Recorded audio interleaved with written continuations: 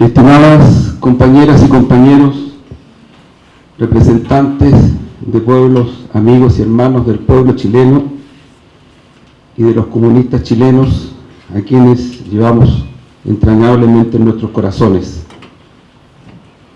Estimadas compañeras y compañeros, estimadas y estimados compañeras y compañeros de las Juventudes Comunistas de Chile, cuya delegación hoy día está encabezada por su secretario general, el compañero Reinaldo Morales. 100 años exigen una mirada más profunda, una mirada histórica. Demandan una reflexión que incluso sobrepasa ciclos culturales. Antes fueron los pueblos originarios los que lucharon, los que vivieron martiriología, los que aún perviven tratando de construir sus identidades. Antes fueron los esclavos, Espartaco, que no es una ficción, que es una realidad histórica. Antes fueron los comuneros de París. Y vino la revolución de los obreros, de los soldados y de los campesinos rusos. Y cambió el mundo. Y el mundo se llenó de esperanza. Y se generó una explosión de ideas, de valores, de imaginación que ha trascendido hasta hoy. La Revolución de Octubre marca la historia de la humanidad y señala que los procesos emancipadores por los cuales muchos brindaron sus vidas, muchos pueblos, masas anónimas, artistas, intelectuales, jóvenes, mujeres, viejos, niños, no había sido en vano. Y la Revolución de Octubre llenó la esperanza de los pueblos del mundo y dejó en evidencia que era posible que la humanidad transitara hacia un estado distinto que ya Marx había predicho y que establece la posibilidad cierta de caminar por la senda del progreso, de la paz, de la justicia social, por sobre todo de la emancipación de los pueblos. Hay hitos en nuestra humanidad que hoy día es importante tener presente, porque el futuro se construye desde el pasado y desde el presente, porque no hay posibilidad de construir un presente referencial si no es mirando el pasado para construir el futuro. Hay hitos que la Revolución de Octubre dejó estampada en la historia de la humanidad y de los pueblos. La derrota del fascismo, que costó centenares de miles de vidas de hombres, mujeres y niños del pueblo soviético. La derrota del fascismo que no parte, como dice el imperialismo norteamericano, con su presencia en Europa, ya en el momento en el cual el pueblo soviético había logrado frenar la ofensiva del fascismo y se generaba entonces la esperanza de detener, de frenar y de derrotar uno de los peligros más fuertes para la humanidad completa. La derrota del fascismo ciertamente es una epopeya de los pueblos, pero no podemos olvidar que es, sin duda, el hito inicial de la derrota del fascismo en territorio de la Unión Soviética, lo que marca la derrota final y definitiva de esa oscura y siniestra construcción política, económica, antivalórica, que hasta hoy, en nuestros días, se trata de abrir paso. El apoyo determinante de la Unión Soviética a los movimientos populares emancipadores y de liberación nacional en África, Asia, América, Oriente Medio. Y no es casual que el día mismo, en muchos de los lugares que aquí he mencionado, particularmente en el Oriente Medio y en el Cuerno de África, esa solidaridad por la emancipación, por la independencia de los estados nacionales siga presente. El apoyo determinante y decisivo de la Unión Soviética a los movimientos emancipadores de liberación nacional es lo que permite hoy que exista la posibilidad cierta de un mundo que va al multilateralismo y que está haciendo todo lo posible por frenar los vestigios del imperialismo que han llevado a las peores atrocidades a nuestra humanidad. La paz mundial como una causa planetaria. En las actuales condiciones históricas de la humanidad, ese concepto ético, político, instalado como parte del ethos desde la Revolución de Octubre en adelante, es un concepto que se ha seguido abriendo camino y que ha tenido voces tan potentes y tan fundamentales en nuestra propia región, como lo es la del querido y entrañable comandante Fidel Castro, quien, siguiendo la continuidad de este pensamiento, advertía hasta los últimos días de su vida la necesidad de una paz mundial para poder darle a lo menos la pervivencia posible a la humanidad ante signos letales de este imperialismo que en su ciclo definitivo arrastra al planeta a situaciones en las cuales incluso la pervivencia de la humanidad se hace difícil. La paz mundial. Hemos querido poner estos puntos como puntos importantes. Hay otros. La solidaridad entre los pueblos, llevada a la concreción.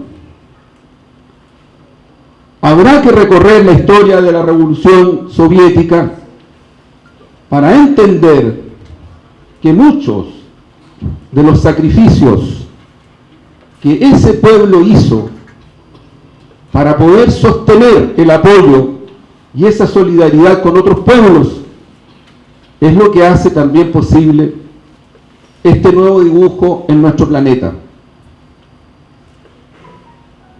Y nosotros, el pueblo chileno, tempranamente nuestro fundador, ese visionario obrero tipográfico que se construyó a sí mismo y en un colectivo sin tener la posibilidad de recorrer el pensamiento sistémico en una universidad, pero que hizo del conocimiento y de la formación un valor permanente, tempranamente supo reconocer el valor de la Revolución de Octubre y lo que significaba para la emancipación de los pueblos. Y buena parte de su concepción clasista y buena parte de su idea de que es necesario construir el sujeto principal de la transformación y de la emancipación fundada en los obreros es lo que hace que Luis Emilio Recabarren eche las raíces de este árbol que hoy día está aquí, presente, haciendo historia, construyendo futuro, y que llena al Partido Comunista de Chile, al pueblo de Chile, en buena medida, de lo mejor de esa revolución de octubre en los ámbitos de su vigencia actual. Salvador Allende, el presidente más democrático, justo, que ha tenido nuestra patria y nuestra vida republicana. Admirador profundo de la Revolución de Octubre. Admirador profundo de Lenin. Nunca ocultó Salvador Allende su admiración y su compromiso con esa epopeya de los trabajadores y del pueblo soviético. Y entonces nos tenemos que preguntar también sobre algunos aspectos conceptuales de la vigencia de la Revolución de Octubre y de quien encabezara esa revolución, Lenin. Entra al protagonismo de la historia en un contexto en el cual, entre finales del siglo XIX, comienzos del siglo XX, el viejo capitalismo rápidamente da pasos a un capitalismo preponomolista que se desplaza hacia su fase imperialista. Y Lenin despliega una conceptualización teórica vigente hasta hoy respecto de esta fase de la humanidad. Es una etapa de maduración de un estado superior y que algunos marxistas contemporáneos han descrito como la mundialización del capital. Una fase que evidentemente se consideraba como una probabilidad desde el punto de vista de la perspectiva histórica. Y Lenin la hace conceptualización teórica. Lenin entra a esta fase de la historia de la humanidad.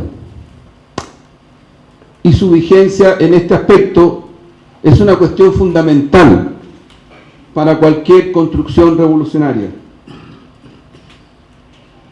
Lenin desarrolla, además, al calor de la experiencia de la Revolución Soviética, distintas expresiones y conceptualizaciones, entre ellas la necesidad de una estrategia y de una táctica. La necesidad de una estrategia y de una táctica para conquistar el poder y para desplegarlo. Y para hacer, por tanto, de las experiencias históricas, experiencias que transiten en el tiempo. Y quisiéramos mencionar algunas cuestiones que son necesarias de considerar desde el punto de vista de la experiencia histórica y que nos ha dejado este gran pensador y este gran revolucionario que entendió siempre la teoría como una práctica teórica. La hegemonía del proletariado en la lucha de emancipación de los pueblos. La construcción del sujeto principal de los procesos revolucionarios. La transformación de la revolución democrático-burguesa en el cuadro de los estados nacionales, que debe tener siempre presente la perspectiva de la revolución socialista. No hay aquí una aplicación mecánica del punto de vista de lo que Lenin explicita y escribe. Lo que está diciendo es la necesidad en los tiempos históricos de vincular los procesos de revolución democrática siempre y en todo momento a la perspectiva de la revolución socialista. Muchos de los debates que tienen incluso fuerza hoy analizan desde esta perspectiva las propias realidades históricas y las realidades nacionales.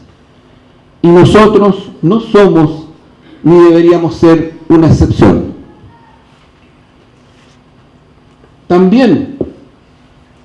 el legado de Lenin nos hace visualizar la factibilidad de acortar aquellos plazos históricos en los cuales las condiciones subjetivas de un proceso revolucionario pueden abrir a fases distintas, viendo siempre presente en el cuadro de las correlaciones mundiales esa posibilidad. Permítanme señalar que nuestro continente, en buena medida, que resiste, que lucha, en medio de un mundo multipolar, desde el punto de vista histórico,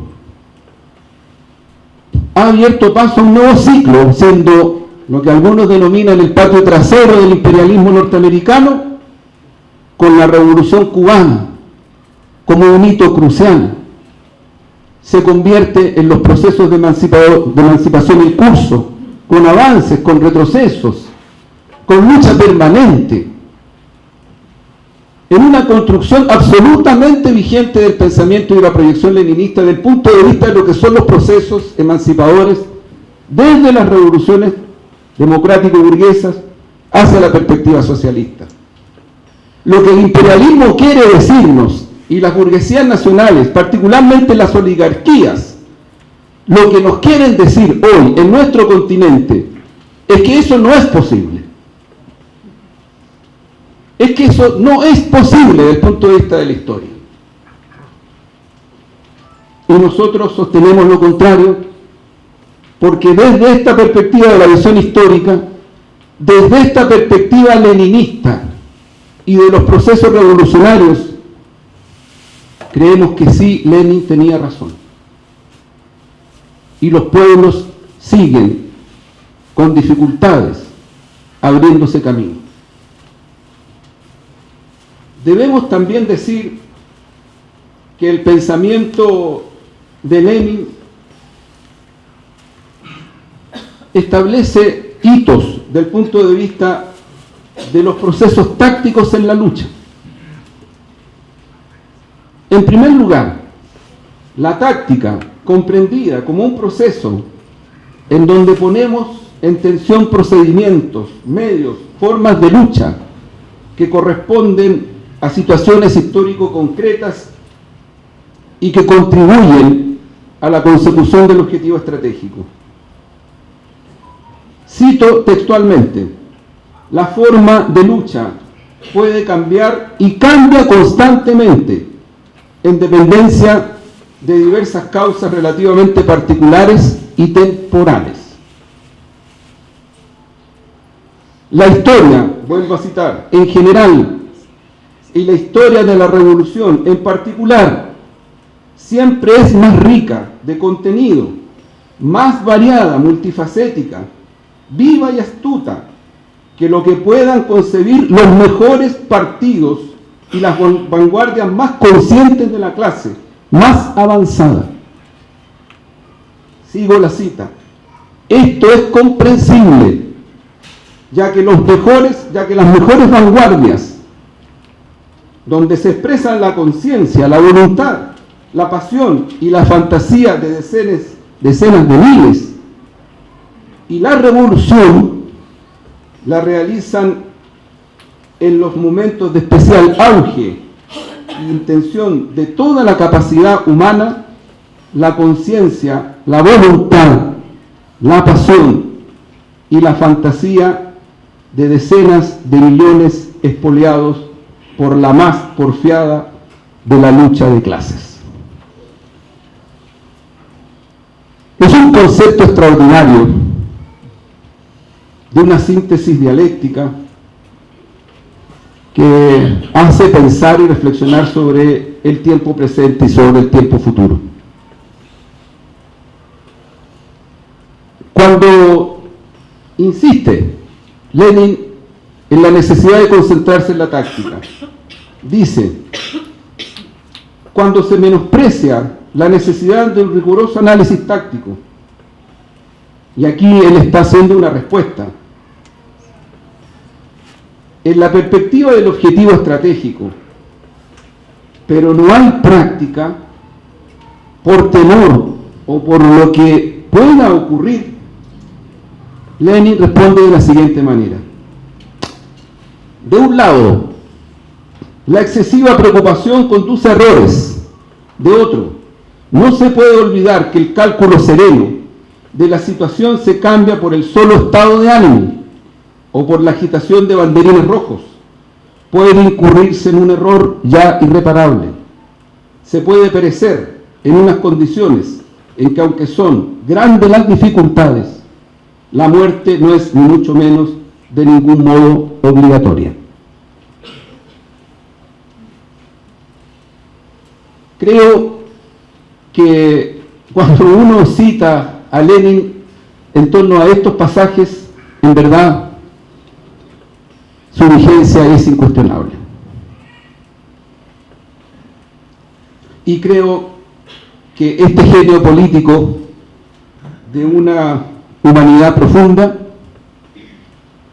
nos ha legado un pensamiento que bien vale sostener como el pensamiento marxista-leninista contemporáneo y de futuro.